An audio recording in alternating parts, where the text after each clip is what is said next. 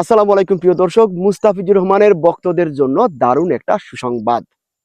আর সেই সুসংবাদটা হলো আইএল টি-20 লিগে মুস্তাফিজুর রহমান খেলছেন। সো অনেকদিন ধরেই আমরা আশায় ছিলাম যে কখন এই সংবাদটা আমরা শুনবো, নাকি এই আসরে মুস্তাফিজুর রহমানকে আইএল টি-20 লিগের কোনো দল নেবে না। অবশেষে সেই সিদ্ধান্তটা এসে গেছে, মুস্তাফিজুর রহমান আইএল টি-20 লিগে খেলছেন। আর সেই দলটা হলো দুবাই ক্যাপিটালস।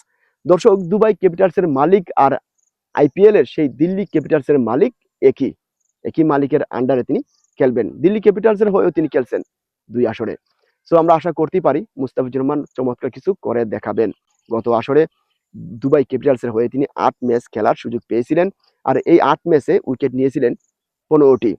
পুরো আসরে তিনি খেলতে পারেন নাই, কারণ বাংলাদেশে প্রিমিয়ার লিগ বিপিএল ছিল, তাই তাকে ফিরে আসতে হয়েছিল। সো এই আসরে তিনি পুরো আসর খেলবেন, এটা কিন্তু কনফার্ম। এটা কনফার্ম হয়ে গেছে, পুরো আসরে খেলবেন আমাদের কাটার মাস্টার মুস্তাফিজুর রহমান। আগামী ২২ নভেম্বর শুরু হবে, ২০ ডিসেম্বর শেষ হবে। সো আমরা আশা করি মুস্তাফিজুর রহমান টপ হবেন, বলারদের মধ্যে টপ বলার হবেন